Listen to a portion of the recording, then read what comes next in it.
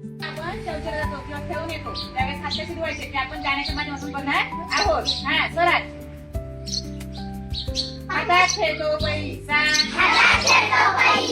पाण्यात पोतो मासा, पाण्यात पोतो मासा, एक हात शिवचा, एक हात काऊचा, पाच होतो अंगठा,